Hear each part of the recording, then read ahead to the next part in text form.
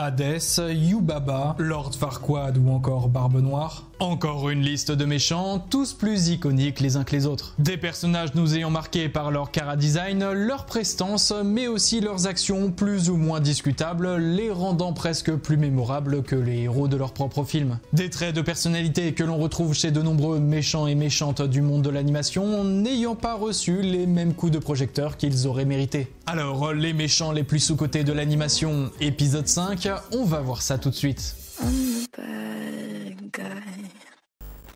Hey, bonjour à tous, j'espère que vous allez bien, bonne année 2025. Puisse cette année vous soit favorable, et j'espère aussi pour moi et la chaîne. Dans un premier temps, on n'abandonne pas l'objectif des 50 000 abonnés. Et pour cela, c'est très simple, il vous suffit de cliquer sur le gros bouton à côté du nom de ma chaîne. Apparemment, ça apporterait bonheur, richesse et prospérité. Mais en parlant de richesse, tiens, pour bien commencer l'année, j'aimerais vous présenter le partenaire du jour. Un partenaire un peu spécial, mais surtout incroyable puisque j'arbore ces produits sur mes murs depuis quelques années maintenant. Vous l'aurez peut-être deviné, il s'agit de Displate et je vous en parle maintenant. Cette vidéo est sponsorisée par Displate. Displate, ce sont des posters en métal, livrés sous 3 à 5 jours, offrant une multitude de collections officielles comme The Witcher, Warhammer 40k, la sublime collection Arcane sortie à l'occasion de la saison 2, ou encore la collection Dragon provenant de la saga de chez DreamWorks. Ouais, on fait pas les choses à moitié ici. Displate révolutionne notre manière d'afficher des posters au mur. Et si vous préférez soutenir vos artistes favoris avec des designs autour des jeux vidéo, des animés, des paysages ou des portraits, vous êtes clairement au bon endroit. Vous connaissez mon attrait pour tout ce qui touche au domaine artistique. Vous le voyez d'ailleurs depuis ma toute première vidéo avec tous ces affichages au mur dont des Displates. Ça tombe bien, l'occasion pour moi de changer de déco. Les posters sont faciles à accrocher via leur système d'aimant à fixer sur leur autocollant collé au mur. Et grâce à cela, vous pouvez changer votre décor selon vos envies. Ambiance très dragon actuellement. Comme vous le voyez, j'ai avec moi de sublimes posters métalliques sur le thème de dragon, fidèle au dessin se trouvant sur le fameux manuel des dragons. Et celui que je tiens dans les mains, croque-mou, vous l'aurez deviné, a sa petite particularité puisqu'il possède la finition texturée. Ça ajoute du volume au poster et franchement, ça rend trop bien. En passant par mon lien dans la description, vous bénéficiez d'une réduction allant de moins 22% pour 1 ou 2 Displates jusqu'à 33% pour 3 ou plus en utilisant le code LEPUIS. Profitez-en, offre non valide sur les limited éditions Lumino et Textra. Merci Displate pour leur confiance et leur sublime poster, et sur ce, bonne vidéo à tous. Vous avez vu le titre et la miniature, vous savez donc de quoi on va parler pour les plus fidèles d'entre vous qui attendiez avec impatience le retour de cette série de vidéos. Mais pour les nouveaux qui débarquent, je me permets une petite parenthèse. Tout d'abord, les listes de méchants que je présente ne relèvent que de mon avis personnel et de mon expérience vécue à travers ces films d'animation. Il est donc possible, voire probable, que vous ne trouviez pas ces méchants sous-cotés. Et c'est normal, tout dépend de la sensibilité de chacun. Et enfin, et là on va rentrer dans l'étymologie des mots, si je parle de méchants dans cette série, c'est avant tout pour simplifier grossièrement le terme antagoniste, dont le rôle principal est de se confronter au héros de l'histoire, le protagoniste. Ces deux entités se distinguent par leurs convictions, leurs actions et leurs idéaux. Et donc le terme méchant ne relève pas forcément du caractère du personnage, même si bien sûr beaucoup d'antagonistes sont justement méchants de nature. Les choses ne sont pas aussi simples, mais ça, vous l'avez très certainement compris à travers ce format de vidéo. Mais maintenant que tout cela est dit, il est temps de replonger à nouveau dans notre nostalgie enfouie. Laissez-moi vous présenter ou vous remémorer deux méchants d'animation qui m'ont marqué plus jeune et qui mériteraient bien plus de visibilité. Chers amis, plongeons-nous tous ensemble dans cet univers sombre et cruel avec un petit coup de projecteur sur les méchants les plus sous-cotés du monde de l'animation, épisode 5. Générique.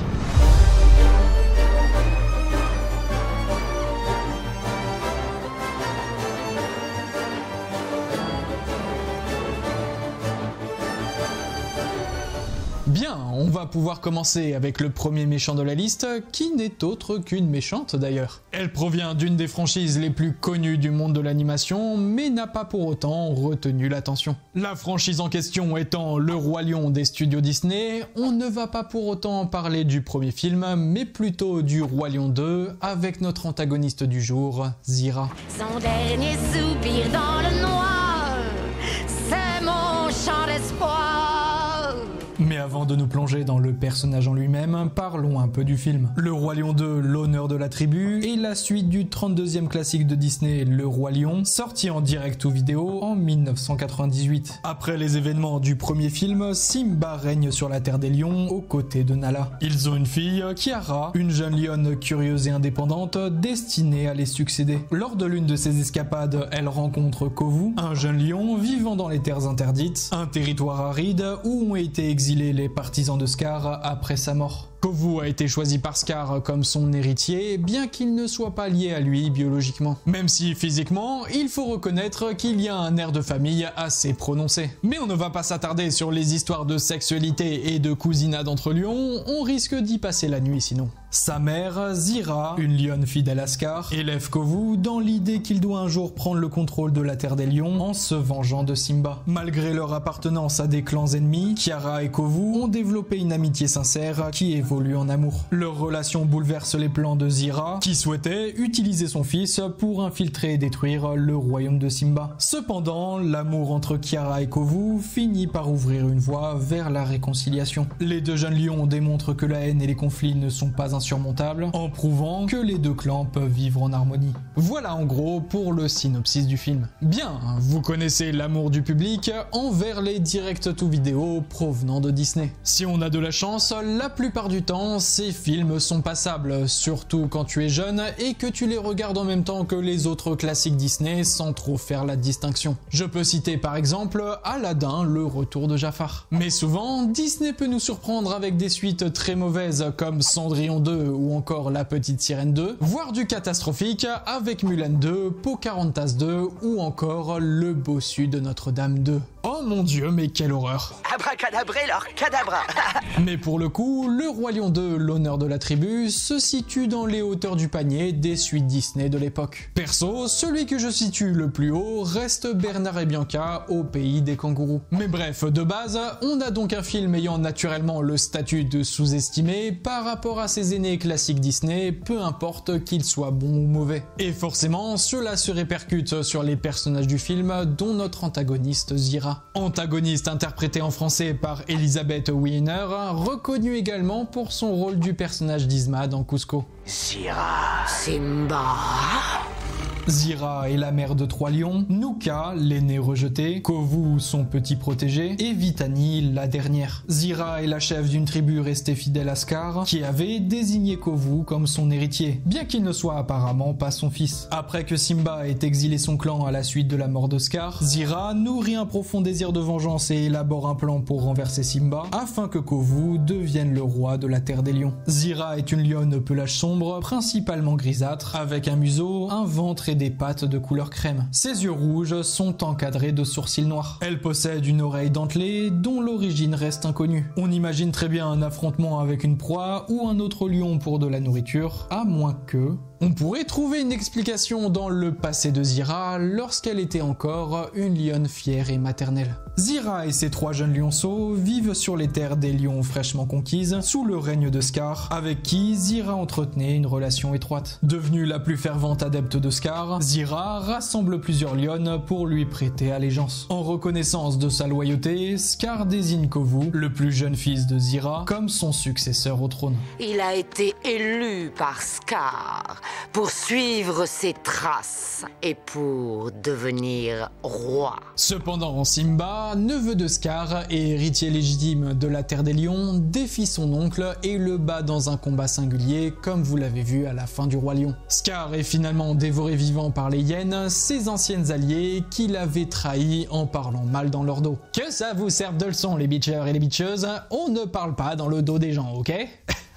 Après sa victoire, Simba déclare que Scar n'avait jamais été le véritable roi, mais plutôt un usurpateur, couplé d'un assassin et un dictateur par la même occasion. Lorsque Zira tente alors de l'attaquer, Simba le repousse, ce qui pourrait expliquer sa blessure à l'oreille. En guise de sanction, Simba bannit Zira, ses enfants, ainsi que les lionnes fidèles à Scar vers les terres extérieures. Accablé par la perte de Scar, Zira accuse Simba de sa mort et jurera de se venger. Elle se promet de le faire tomber et de hisser Kovu sur le trône, réalisant ainsi les ambitions de Scar. Bonne nuit, mon petit prince.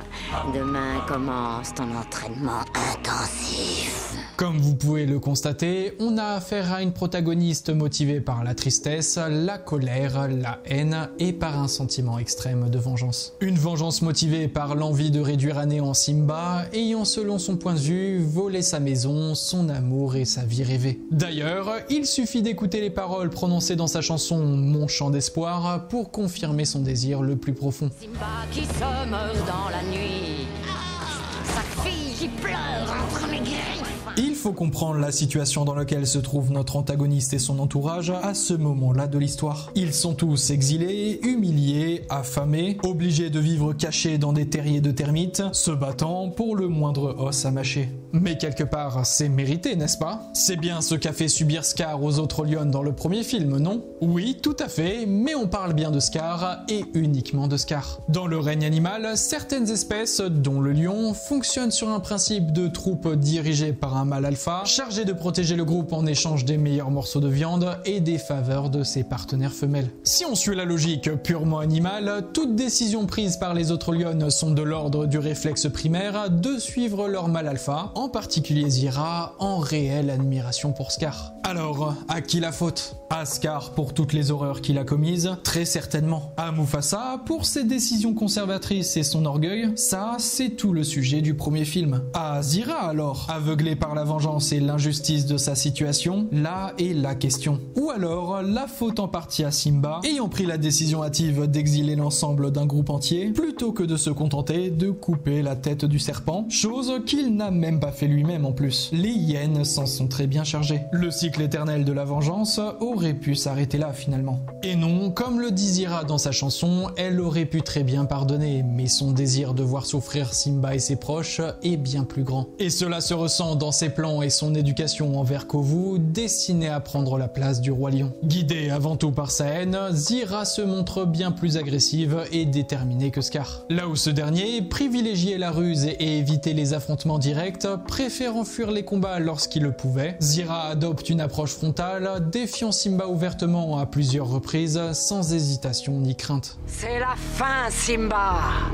Cet instant, j'en rêve depuis des années. Profondément manipulatrice, Zira parvient à endoctriner son fils Kovu, le façonnant en un assassin redoutable. Elle réussit également à rallier les membres de sa tribu autour de son ambition d'usurpation, reproduisant ainsi la stratégie de Scar lorsqu'il avait fédéré les hyènes pour servir ses propres intérêts. On a donc une guerrière hors pair, rusée, dominatrice, fédératrice et cruelle. La parfaite antagoniste finalement. Mais elle possède une faiblesse majeure, le déni. Zira a une vision totalement erronée de Scar, persuadée de son innocence et de sa légitimité à accéder au trône. Zira est dans la glorification du passé et ne prend pas suffisamment de recul sur sa situation. Un coupable doit être désigné et il s'agit bien de Simba. Coupable de la mort de Scar, voire même coupable de la mort de son propre père Mufasa. On rappelle que Scar a fait croire à tout le monde cette histoire. Il ne serait donc pas déconnant que Zira y ait cru également. Et donc, le déni de la réalité est encore plus fort. Son désir de vengeance est à ses yeux avant tout un désir de justice. Une confrontation menant à la mort accidentelle de son fils aîné Nuka. Et encore une fois, un coupable devait être désigné, Simba. Pardon, maman, j'ai essayé.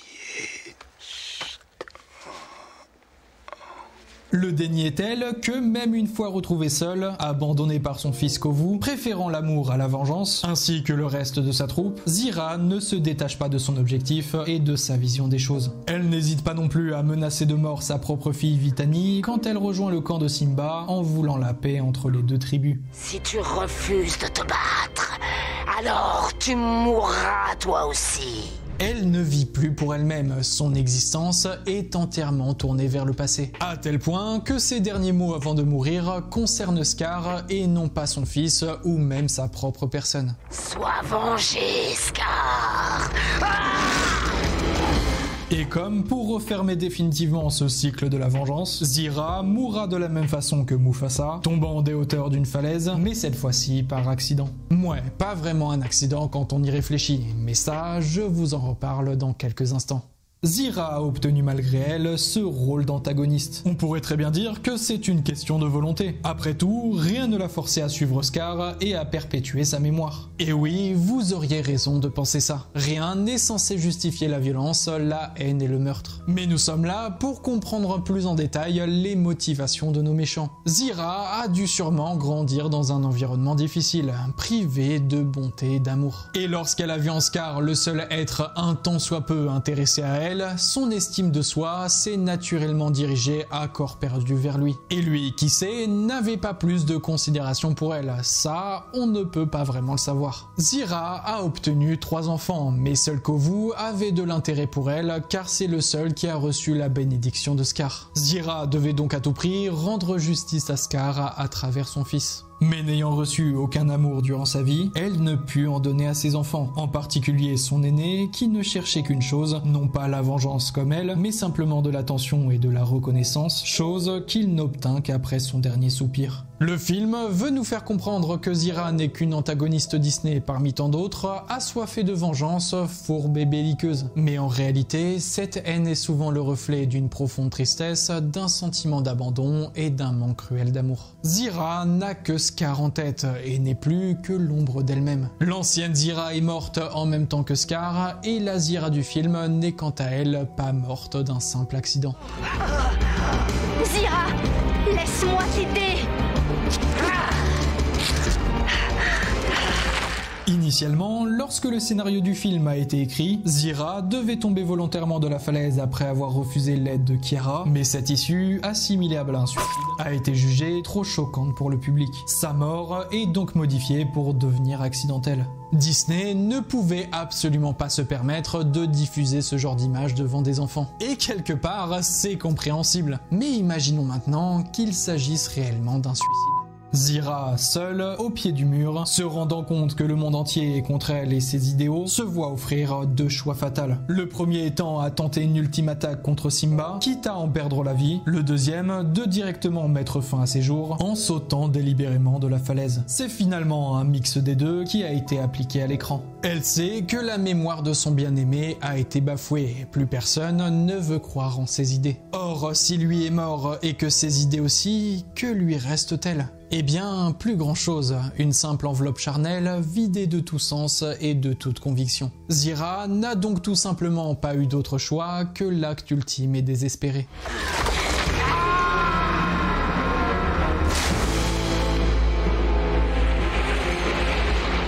Zira est une méchante sous-cotée, et ce, pour plusieurs raisons. La principale étant qu'elle provient d'un film n'ayant pas rencontré le même public que son premier opus, infiniment plus célèbre. Le Roi Lion 2 restera jamais dans l'ombre du premier. À ce même titre, Zira restera jamais dans l'ombre de Scar, trônant fièrement sur le panthéon des méchants les plus iconiques du monde de l'animation. Zira coche toutes les cases du personnage inévitablement sous-estimé de nature. Elle n'est qu'une simple lionne parmi tant d'autres, ne pouvant se distinguer de naissance comme un lion, qui plus est le mâle alpha de la tribu. Et comme de nombreux autres antagonistes, comme protagonistes d'ailleurs, elle souffre de sa condition de femme, c'est un fait. Et pour couronner le tout, elle n'est même pas motivée par ses propres desseins, mais vit à travers une figure masculine appartenant au passé. Zira est bel et bien là, ses paroles ont un impact et ses actes des conséquences. Mais Zira n'existe pas vraiment, elle n'est plus qu'un concept, une coquille vide. Elle est la représentation même de la crise existentielle,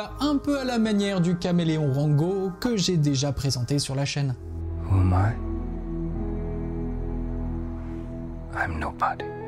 Mais à l'instar de Rango, Zira est une antagoniste Disney. Et qu'est-ce qui arrive généralement aux méchants Disney ? Bah, ils meurent pour mettre fin à la problématique principale de l'histoire, permettant à nos héros de vivre heureux jusqu'à la fin de leur beau jour. Rango a lui aussi tenté de mettre fin à ses jours en traversant cette route. Sauf que lui a obtenu les réponses qu'il cherchait, et non pas Zira, mourant sans savoir aimer, être aimé en retour, mais surtout pardonner. Zira meurt dans la haine et l'ignorance, mettant un terme définitif au cycle de la violence. Si on rentrait maintenant. Rentrons tous.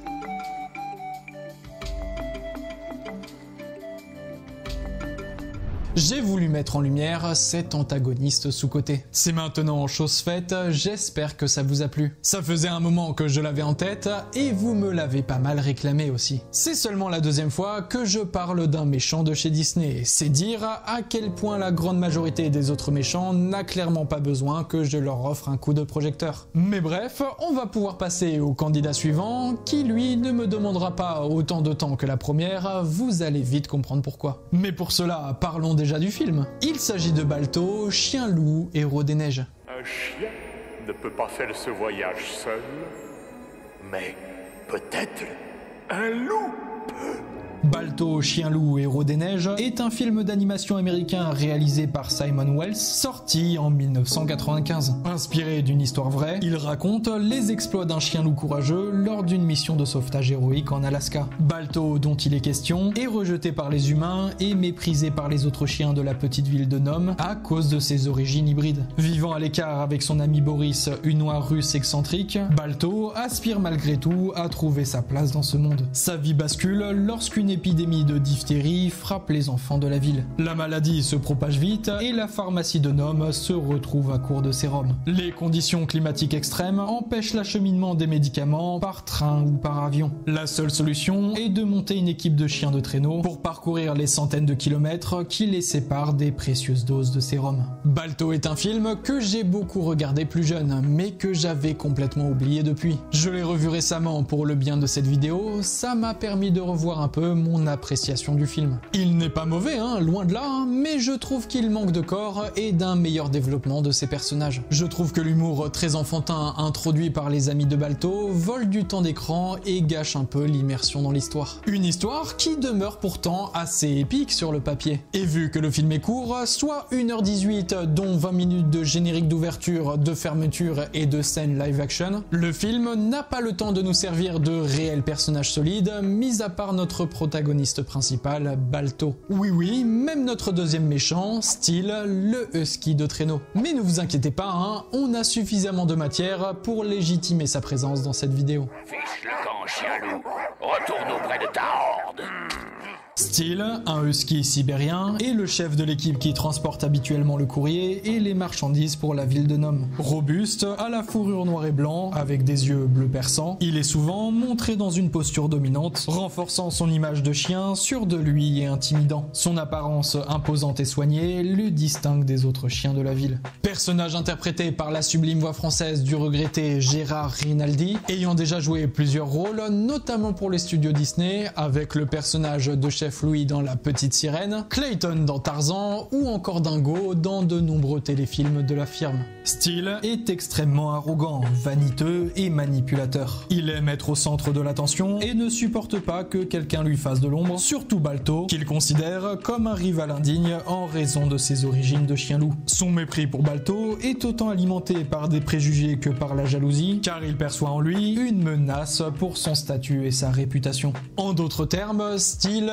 est un gros raciste. Si, à un moment faut le dire, c'est un gros racelard de merde. Il passe son temps à rabaisser Balto avec ses petits copains, juste parce qu'ils ne sont pas exactement de la même famille de canidés. J'ai un message pour ta mère.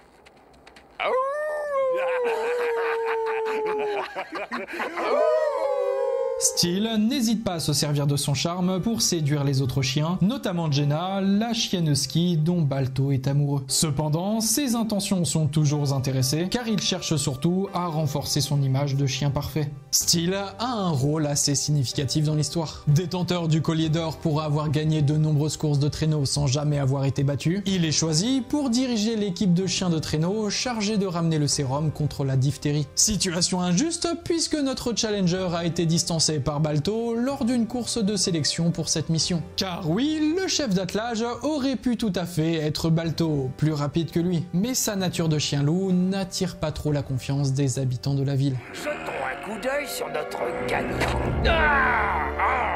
On ne peut pas se fier à celui-là. Il est à moitié loup. Steele mène donc l'attelage vers le point de rendez-vous à la gare où l'attend la cargaison de sérum. Mais sur le chemin, une tempête de neige se lève. Steele, aveuglé par son arrogance et son incapacité à reconnaître ses erreurs, cause la perte de l'équipe dans la tempête et blesse le pilote de l'attelage. Au lieu de chercher à résoudre la situation, il devient encore plus égoïste et refuse d'admettre son échec. Le regard de son équipage de chiens de traîneau passe très rapidement de l'admiration au doute, puis à la crainte. Steele, il a l'air gravement blessé. Qu'est-ce qu'on va faire maintenant, Steele? Balto, retrouvant l'équipe perdue, se porte volontaire pour ramener sain et sauf le pilote blessé et la cargaison, mais Steele s'y oppose fermement. Dans un élan de rage, il confronte Balto au point de compromettre la mission. C'est fragile ce truc-là. Qu'est-ce qui lui prend à Steele? Tout ce que Balto veut, c'est nous aider. Dans l'affrontement, Steele tombe de la falaise glacée, mais sa chute n'est pas fatale. L'attelage repart donc vers Nome pour livrer la cargaison. Heureusement, Balto avait laissé des marques sur les arbres pour retrouver son chemin, un peu à la manière du Petit Poucet. Steele, quant à lui, se relève de sa chute et, fou de rage, tente de saboter la mission. Il modifie les marques laissées par Balto pour guider le chemin de retour, dans l'espoir de le perdre et de récupérer la gloire pour lui-même. Après sa basse besogne effectuée, il rentre à Nome pour raconter sa version de l'histoire et récolter toute l'attention des chiens de la ville. Ce chien-loup a surgi. Balto.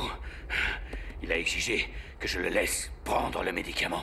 Encore une fois, ce gros raciste raconte que de la merde sur Balto tout en faisant son ouin-ouin de gros chien mouillé. Mais cette manœuvre perfide échoue et Balto parvient à ramener le sérum à Nome, exposant ainsi la vraie nature de Steele. À la fin du film, lorsque les enfants sont sauvés, Steele perd alors tout le respect et l'admiration des autres chiens. Sa jalousie, son égoïsme et ses manipulations sont révélés au grand jour, provoquant son isolement. Les chiens de la ville, autrefois impressionnés par lui, le rejettent finalement. Qu'il s'estime déjà heureux de ne pas crever comme un chien comme la plupart de ses collègues méchants. Vous n'y étiez pas. Alors vous savez... Non, attendez une minute. Voyons les amis, une seconde. Oh, s'il vous plaît. J'ai dit qu'il ne crevait pas comme un chien, c'est ça? Ça, c'est bien évidemment la version officielle du film. Pour bien plaire aux enfants, pour que tout le monde soit heureux et pas traumatisé, blablabla, on souffle. Mais il existe un storyboard de ce qu'aurait pu être réellement la fin de Steele. Dans cette succession d'images, on y voit les chiens de traîneau tenir tête à Steele pour défendre Balto. Steele est trahi par les siens, mais refuse catégoriquement de laisser son collier d'or, symbole du mérite. Atteint d'une colère extrême face au désintérêt de Balto, il lui saute à la gorge pour en finir une bonne fois pour toutes. Mais pris dans un levier, il se fait soulever dans les airs, étranglant sa nuque. Steele se retrouve au-dessus du vide, aux portes de la mort.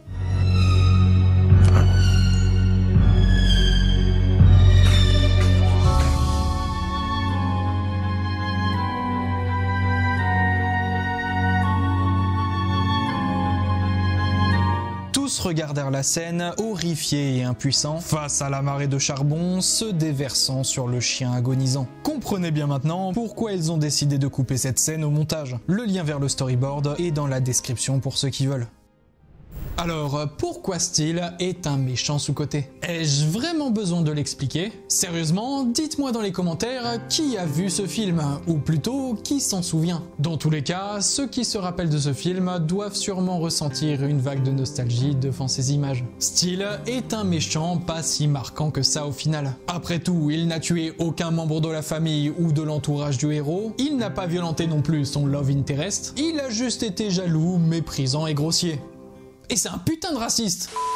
Mais Steele possède un petit truc en plus qui m'aide à le catégoriser comme méchant sous-coté et non pas oubliable, son charisme. Steele a une certaine allure, une prestance et un chara-design à la fois simple mais terriblement efficace. C'est un personnage charismatique, ce qui le rend immédiatement captivant et fédérateur auprès des autres chiens, mais aussi des hommes. Et encore une fois, avec une voix de doublage qui lui sied à merveille. On devrait peut-être faire demi-tour. On est perdu. Je ne suis pas perdu. Steele est l'archétype du mâle alpha populaire et aimé de tous, un peu comme le quarterback de l'équipe de foot dans les campus américains. Mais il possède ses faiblesses qu'il refuse à tout prix d'un tant soit peu révéler à son entourage. On pourrait faire un joli parallèle avec le harcèlement scolaire avec ce type de profil particulier. On n'a pas besoin de ton aide. On devrait peut-être faire ce qu'il dit. Steel, c'est le genre de gars qui aurait bien besoin de consulter un psy, tellement le déni de sa personne est élevé. Je pourrais tout à fait le comparer à Zira dans sa recherche de reconnaissance et sa peur de l'abandon. Sauf que lui, il n'est pas exilé et tout le monde l'aime déjà. Les autres chiens de son entourage l'encensent et le suivent dans ses décisions avec beaucoup d'admiration, certes, mais également un peu de crainte. Il a un rôle fédérateur, mais pas pour les bonnes raisons, ça reste un méchant après tout. Steel est conçu comme l'opposé parfait de Balto. Là où Balto est humble, altruiste et prêt à surmonter ses propres insécurités pour le bien des autres, lui est arrogant, égoïste et obsédé par sa propre gloire. Steel agit par jalousie et peur de perdre son statut, des motivations profondément humaines finalement. Il est habitué à être au sommet et ne supporte pas l'idée qu'un outsider comme Balto puisse le surpasser. À la fin, ses manipulations et son égoïsme sont dévoilés et il perd tout respect de la part des autres chiens. Steel est la représentation de l'intolérance face à l'étranger, fier de ses acquis mais terrifié à l'idée d'un quelconque changement dans sa bulle de confort. Alors certes, il n'a pas accompli de grands faits de méchant en soi, mais pour moi, il fait partie de cette liste de méchants que je considère comme sous-cotés. Même si je vous l'accorde, il fait partie des moins mémorables que j'ai présentés sur la chaîne. Après, je suis sûr que parmi vous, beaucoup le kiffent et désirent revoir ce film pour redécouvrir ce personnage. C'est un peu aussi ça le but de ce format de vidéo.